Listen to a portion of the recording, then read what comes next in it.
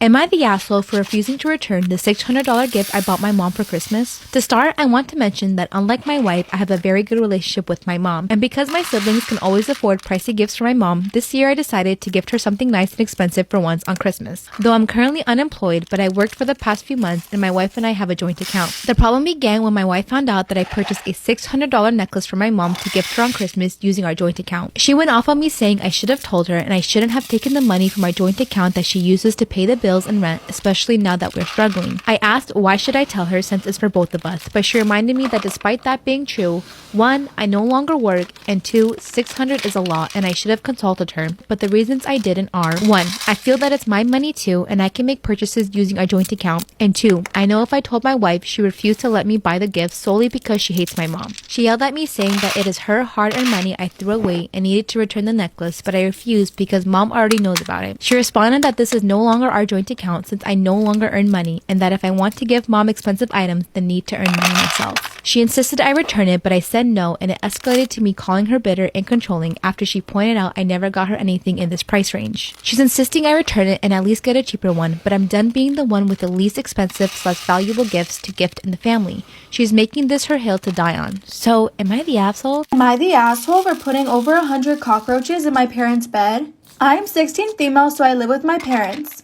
I started having asthma symptoms a couple years ago, but only when I was trying to sleep. I would literally be unable to breathe. I've been to all sorts of specialists and put on all types of medications because all they could do was tell me it must be an allergy. Around that same time, I began seeing an occasional cockroach in my room and I would squish it and throw it out. Then the air from my vents started smelling musty. I would see more and more cockroaches. I told my parents of this and they're convinced there's not a cockroach problem. I've been seeing almost 15 to 20 in my room any time of the night or day, every day for months. I've done some research and supposedly cockroaches can cause respiratory problems. But my parents refuse to call a bug exterminator person. I'm tired of living with them and can hear them crawling in the walls. They're in my bed, I feel them crawl on me when I'm trying to sleep, and no, I don't eat in my room. I started taking a photo of everyone I killed and sending the picture to my parents. 15 to 20 pictures a day. They're pissed and insist that I'm sending the same photo over and over and threaten grounding me. Instead, I've been putting the dead ones in bags. 118 of them over 7 days. I then dumped all the bags on my parents' bed and now they're livid. Am I the a-hole for ruining my boyfriend's birthday party? My boyfriend just turned 30 on Wednesday and had a big party to celebrate it. I hadn't been feeling well the last couple weeks leading up to it, but I was determined to make his birthday a great one. Due to my job and financial reasons, I haven't been able to take many days off, so I scheduled a doctor's appointment the morning of his birthday so I could celebrate in the evening. I found out I was pregnant during the appointment and was ecstatic. We've been trying for a baby for 6 years, and I thought this would be the perfect present for him. When I got home, there were a few people already there for the party. I asked my boyfriend if we could speak in private, and he ignored me. I asked again, and he told me that if it was so important, I could wait 5 minutes while he talked to his friend. So I just told him. He got extremely mad and started yelling in my face about how I was trying to ruin his day, and that today was supposed to be about him and not me. He told all the people there to leave and messaged everybody else to not come because I ruined the day. He then stormed out the house and still hasn't come back. I'm still so shocked and confused. He was so excited to try for a baby, but his reaction made no sense. My mom said that while it is a great surprise, I probably should have waited as it was his day. So am I the a-hole? My 42 female best friend, 42 female, told my husband, 44 male, I cheated and he's leaving. I'll go right ahead and say the obvious. I deserve this. I'm the villain. It's all my fault, I know. But my goodness, I can't handle this. I'm posting here in the hopes that someone has advice on how to win back a betrayed spouse. Back in 2001, yes, 20 years ago, I was young and dumb and did something horrible. I'd been with my husband, boyfriend at the time, for 5 years at that point. We grew up in the same hometown, part of the same friend group as kids, and fell in love in high school. We've been together ever since. After college, however, I got it into my head that my relationship was holding me down and stifling my self-expression. My best friend Julia agreed with the sentiment. Together we'd go out clubbing, leaving our boyfriends at home. We wouldn't do anything bad, but there was still a thrill to knowing that other guys were looking at us. Well, as they say, never play with fire. The more we partied, the more Julia wanted to cheat. Eventually she started making out with other guys at clubs, and I'm ashamed to say that for a few nights, I did the same. Dancing with guys and kissing them. I put a stop to this after a few such incidents. I felt disgusted with myself, with her, with these strangers I was kissing, and most of all I felt horrible about cheating on the love of my life. I told her that I couldn't hang out with her anymore if she was going to continue her cheating ways. She understood and she put a stop to it as well. Of course, all my moral indignation didn't give me the courage to actually fess up to what I did, so we kept it our secret. Skip 20 years later. I've hence married that boyfriend, and he's my husband now.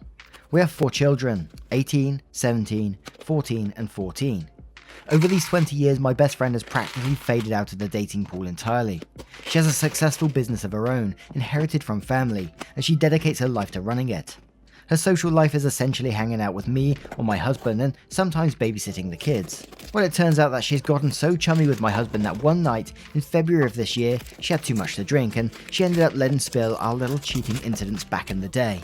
She didn't mention that I only did it 4 times, kissing 4 different guys in total. Understandably, she doesn't remember those specifics, she just remembers that she cheated for almost an entire year and remembers I was doing generally the same. To make matters worse, she said this while my oldest son was upstairs and my son heard everything. I was away for the weekend with our 3 other kids, visiting my parents, and my poor husband had to calm my son down, while also trying to make sense of what Julia was telling him. I never knew that the night I left would be the last time the love of my life would ever kiss me. I came home the next day and my husband sat me down and asked me point blank if I ever cheated on him. I could tell from the look in his eyes that he knew everything. I admitted that I had. He was so calm that it scared me. I was afraid for his well-being. He's usually so proud and charismatic, and that day he just looked serene, detached from our relationship, detached from me. He told me that he wants a DNA test on all of our children, which I of course agreed to, because they are his.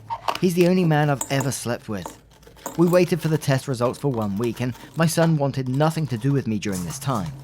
When the results came back, I thought that we could finally start on rebuilding our foundation of trust. I had all the energy in the world to put in our marriage and to show my man that I was worth his time and his love. The day the results came back, he told me he wanted a divorce. We have been separated since March of this year. He has pursued a condo in the downtown area of our city. My oldest 2 kids spend 100% of their time there, while my youngest twins split their time with me and him. He refuses to go to marital counselling. Our jurisdiction has a 6-month wait before a divorce can be finalised, and that expired in October. So as if October 23rd, I'm a 42-year-old divorcee with 4 kids, 2 of whom hate me. The others see me as the reason their lives were upturned. I cut Julia out of my life. I know this wasn't her fault. I know I was the one who chose to lie and I deserve the consequences, but still I associate my life's total ruin to her. I blame her, even though it doesn't make sense. And just last weekend, one of my younger kids mentioned that Julia has been sleeping over at my husband's condo. I am incensed with jealousy and hatred for her, and anguish at this whole situation. I need to win him back. This isn't how our lives are supposed to end. We have worked so damn hard to build our home, and he can't share it all with her, while I rot out here in the cold. Even the thought of calling him my ex makes me want to shrivel up and disappear. I'm literally gonna lose my mind. So today I was picking my sister up from school. And as we know, I don't go to public school anymore. But there's this one girl who hates me. But I have never seen this girl in the school parking lot, ever. I assume they take the bus, but I've never seen them there, ever. When I would pick my friends up from school, I would never see them. When I literally went there, I would never see them in the school parking lot. I just assumed they took the bus. Well, I get to the school to pick up my sister like 10 minutes early. So I just choose a random parking spot next to 2 random cars. And I guess my luck just couldn't get any worse. As all the kids start to come out of the building, I'm waiting for my sister to get in my car. I see a special someone who literally, we have beef. Beef on beef on beef. But we have not talked in months or seen each other in months. But there's beef there. So I see her and I'm like, oh, she's not gonna come by my car. She starts to walk towards my car. So I lock my doors because if I get into a fight on school premises on a school I don't go to, baby, that's a felony. Baby, that's a criminal charge. She's walking closer and closer to my car. I'm literally preparing myself for this girl to try to get me out of the car to fight me. But then I get to thinking, what are the odds that I park next to her car? And apparently the odds were very high because that's exactly what happened. She walks past my car into the car next to me. We stared at each other like we had a stare off. I'm I'm literally getting ready for this girl to come up to my car. Like, I'm preparing myself. By the graces of God, our school cop pulled down the aisle that we were in, like in the parking lot. So she didn't do anything because a cop was like driving past. She went in her car. My sister got in my car like 5 seconds later and I drove off. Listen. I'm not scared to, do a little 1v1, but not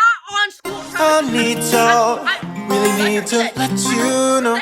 Regrets been my friend too long. Too long. So final. Miles of beach so blue, where the waves come back to you, always back to you. Can feel sand between my toes, slipping around like Jack Sparrow. Let me try to explain, I came here to drink it all away, still drink it all away. Swear I'm not lying. Then I saw you sitting over there. It's been a couple years. Hey, what's up with you tonight? Perdí mi número, puedo tener el tuyo. So then. Hi guys, thank you for watching. I love you guys so much. Please like and subscribe to see more great videos. See you again.